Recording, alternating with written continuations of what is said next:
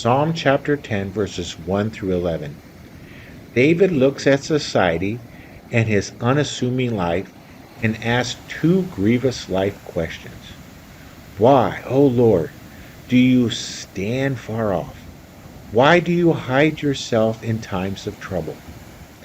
Repeating too often, it seems God does not seem to see me in my time of trouble, for I am not happy, do not have what I want, and have that which I do not want. Nothing seems to heal the troubled soul. The tears flow till the well dries up. The soul empties till the body is numb. Quote, my God, why have you forsaken me? David, thinking of the wicked in society, adds to the belief that God does not see, does not care, and does not get involved. The wicked are arrogant, boastful, proud, and their evil ways hauntingly lies, disdaining, and self-assured. They feed by stealing from the lowly and the weak. He reviles God. In all his thoughts there is no room for God. The wicked prosper. They are the rich and powerful, the famed and celebrated. Others want to be in their life till they are consumed by the wicked and left for dead. They are secret murderers. Quote, he says to himself, God has forgotten. He covers his face and never sees.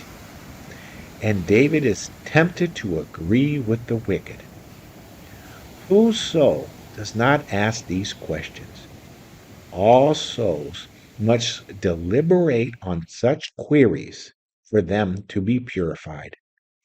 The conclusion is the determining factor. One of two beliefs are birthed in David's hole in the ground and on Job's ash heap: faith in or disdain and disbelief in God. Quote, now fear the Lord and serve him with all faithfulness. But if serving the Lord seems undesirable to you, then choose for yourself this day whom you will serve. As for me and my household, we will serve the Lord. Joshua chapter 24, verses 14 and 15.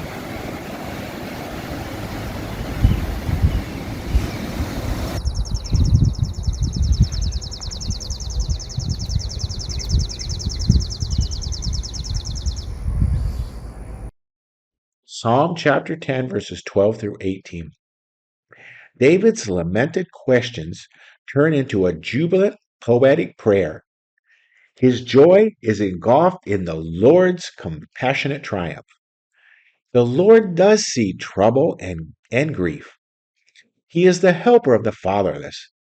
God calls all to account for wickedness, all things done while in the flesh.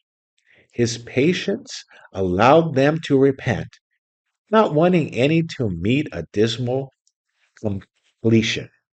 Yet the call for enough comes. Arise, O Lord, lift up your hand, O God. The Lord is king forever and ever. His way is often not understood and more so misunderstood. Yes, the godless concludes, he won't call me to account. And the victim asks, why and how long? The faithful declare, you hear, O Lord, the desires of the afflicted. You encourage them.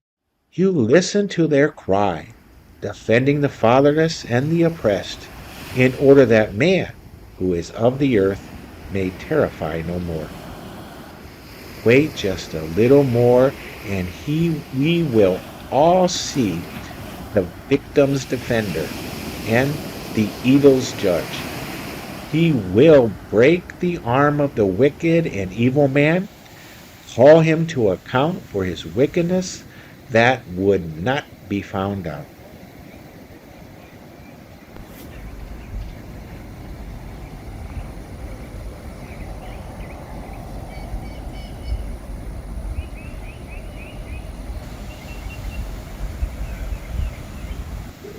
Psalm 10. Why, O Lord, do you stand far off? Why do you hide yourself in times of trouble? In his arrogance the wicked man hunts down the weak, who are caught in the schemes he devises. He boasts of the cravings of his heart. He blesses the greedy and reviles the Lord. In his pride the wicked does not seek him. In all his thoughts there is no room for God. His ways are always prosperous. He is haughty, and your laws are far from him. He sneers at all his enemies. He says to himself, "Nothing will shake me. I'll always be happy and never have trouble." His mouth is full of curses and lies and threats. Trouble and evil are under his tongue. He lies in wait near the villages. From ambush he murders the innocent, watching in secret for his victims. He lies in wait like a lion in cover. He lies in wait to catch the helpless. He catches the helpless and drags them off in his net. His victims are crushed, they collapse. They fall under his strength. He says to himself, "God has forgotten." He covers his face and never sees. Arise, Lord, lift up your hand, O God. Do not forget the helpless. Why does the wicked man revile God? Why does he say to himself, "He won't call me to account"? But you, O God, do see trouble and grief. You consider it to take it in hand. The victim commits himself to you. You are the helper of the fatherless. Break the arm of the wicked and evil man. Call him to account for his wickedness that would not be found out. The Lord is king forever and ever. The nations will perish from his land. You hear, O Lord, the desire of the afflicted. You encourage them, and you listen to their cry, defending the fatherless and the oppressed, in order that man, who is of the earth, may terrify no more.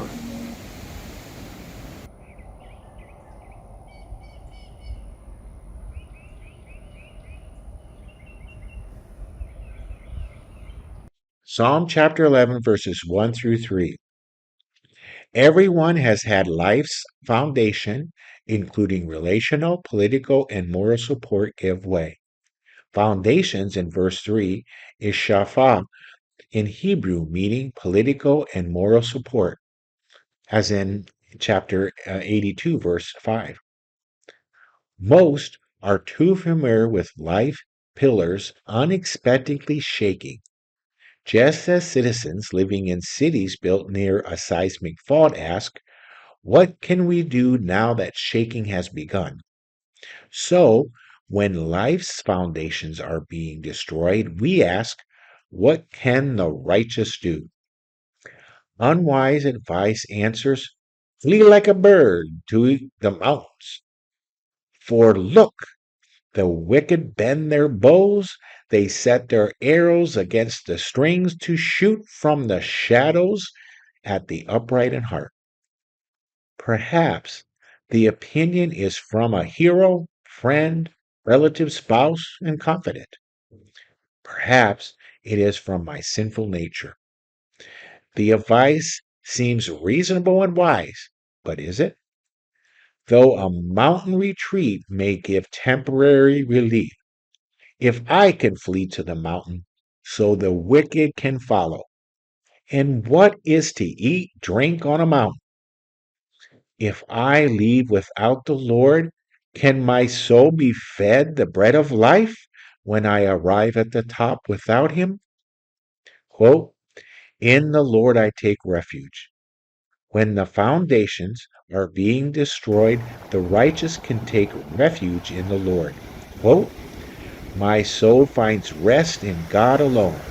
My salvation comes from him. He alone is my rock and my salvation. He is my fortress. I will never be shaken." Psalm chapter 62, verses 1 through 2.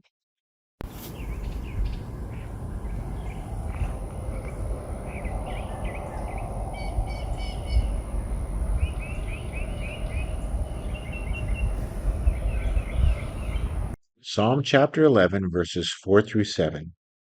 The Lord is the covenant name for the God of Israel. Since the Lord came in bodily form, he has also been called Jesus. Jesus is now on his heavenly throne. Jesus is observing every act and the motivation for the act of the righteous. He examines their heart. Those that are wicked, the Lord, the righteous one, hates those who love violence. A judgment of fiery coals and burning sulfur will come, but the upright will see his face and rejoice.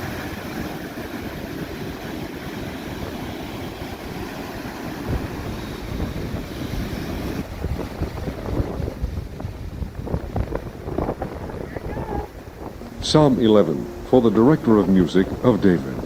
In the Lord I take refuge. How then can you say to me, flee like a bird to your mountain? For look, the wicked bend their bows, they set their arrows against the strings, to shoot from the shadows at the upright in heart. When the foundations are being destroyed, what can the righteous do? The Lord is in his holy temple. The Lord is on his heavenly throne. He observes the sons of men. His eyes examine them. The Lord examines the righteous, but the wicked and those who love violence his soul hates. On the wicked he will rain fiery coals and burning sulfur. A scorching wind will be their lot. For the Lord is righteous. He loves justice. Upright men will see his face.